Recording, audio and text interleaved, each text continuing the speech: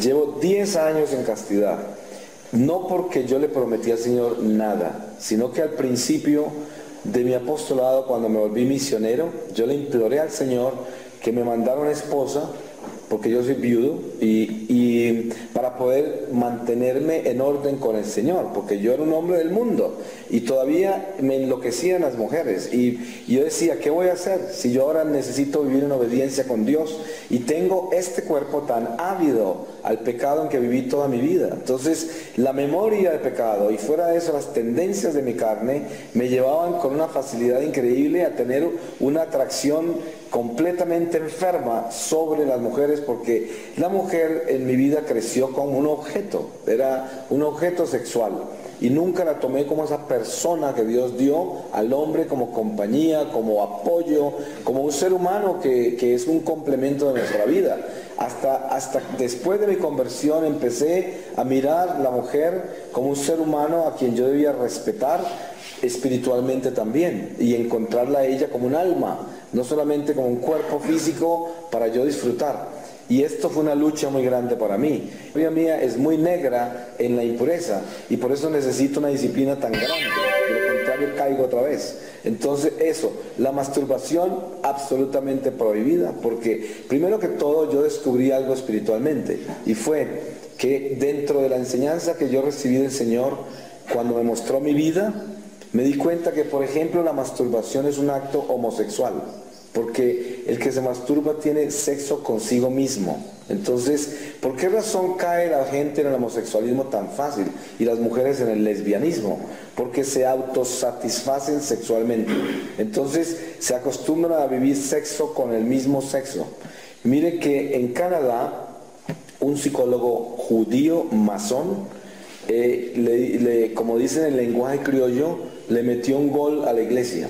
Este hombre salió con la teoría de que el sacerdote se debe masturbar, y sacó todo un libro y dio retiros sacerdotales por todo Canadá y luego Estados Unidos. Esto se esparció por toda la iglesia en el mundo entero, y resulta que el sentido real de la masturbación es una actividad sexual. El hombre que hace un voto de castidad, ¿cómo va a estar activo sexualmente? No puede estar, en ninguna forma. Es como una persona en castidad y mirar pornografía, simplemente porque como no está actuando físicamente, entonces sería lo mismo. Pero el caso es que yo descubro en mi caso particular, de que para yo poder entrar en castidad, y la castidad que he vivido por 10 años, la he vivido porque yo eliminé totalmente la actividad sexual de mi vida, completamente. O sea, ya eso desapareció.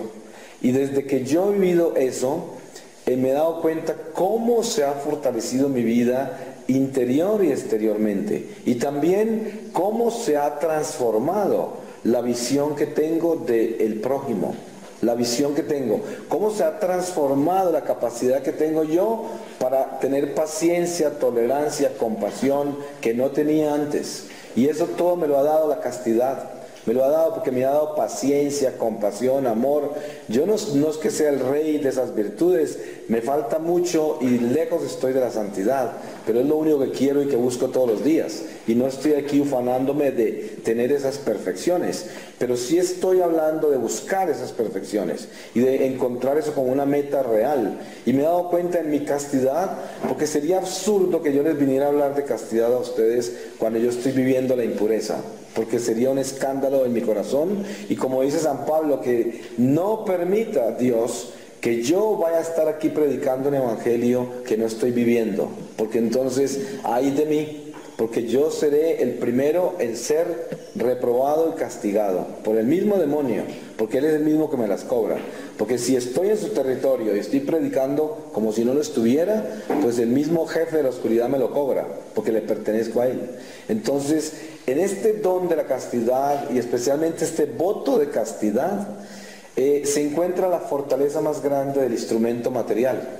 Porque para yo vivir con el Señor en esa fidelidad y tener esa fortaleza de poder dirigir un rebaño, yo tengo que ser la persona que más integridad tiene. Yo tengo que ser el más fuerte, para poder dirigir a los débiles. ¿Cómo va a traer yo el impuro, el adúltero, el fornicador, el fornicario, que se masturba, la lesbiana, el homosexual, el que era adicto a la pornografía, el macrofilio, el zoofílico, todas estas enfermedades sexuales de toda esta gente que tiene tanta angustia? Si yo, que no soy sacerdote, viajando como predicador, me vienen gente todo el tiempo a consultarme estas cosas tan horribles que viven con la impureza en todos los niveles, ¿no?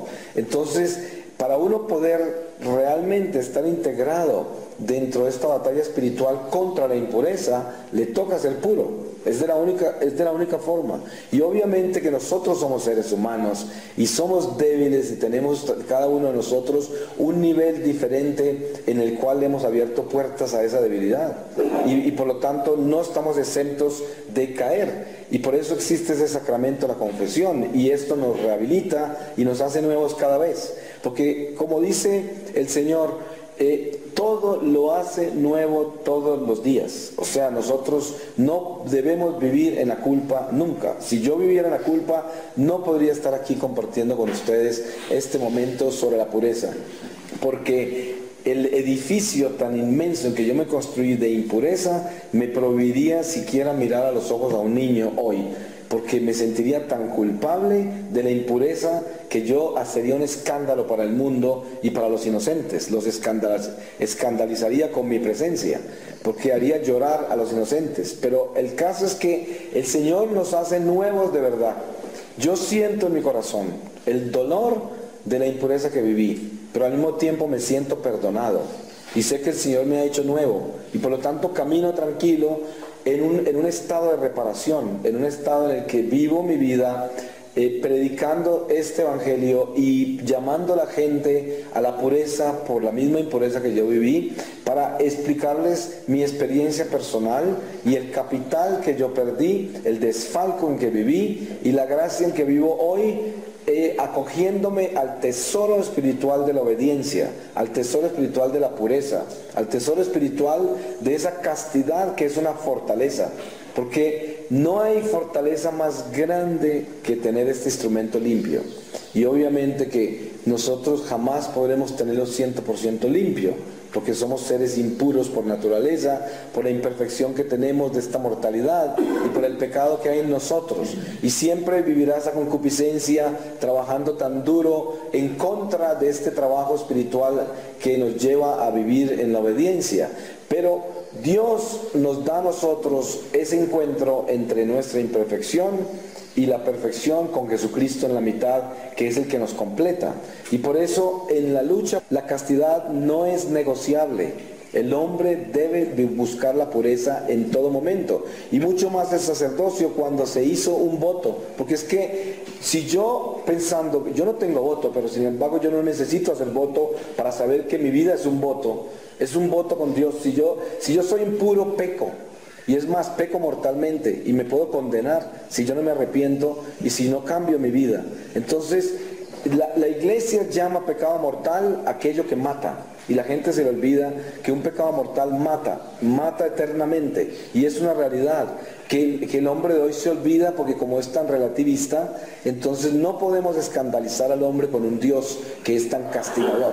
Entonces el pecado no puede ser tan mortal, el infierno no puede ser tan definitivo, que el hombre que no obedece y no sigue a Dios y no sigue eso se condena, y no hay ninguna otra salida. Entonces la ley de Dios es así de definitiva, y por eso la castidad vive en ese territorio. El casto debe aceptar la castidad como un don de Dios y debe aceptar la castidad como camino. No es alternativa, porque ¿cómo puede haber una alternativa a la castidad? No existe. La alternativa a la castidad es la muerte, porque es la impureza. Entonces la castidad no tiene alternativa. La castidad es vida. El que quiera vivir y vivir en Dios debe ser casto, y no hay otra vía. Si usted no se casó y usted es sacerdote, entonces usted es casto. Si usted es joven y no se ha casado, usted es llamado a castidad, y es una ley, y nosotros debemos vivirla y debemos predicarla.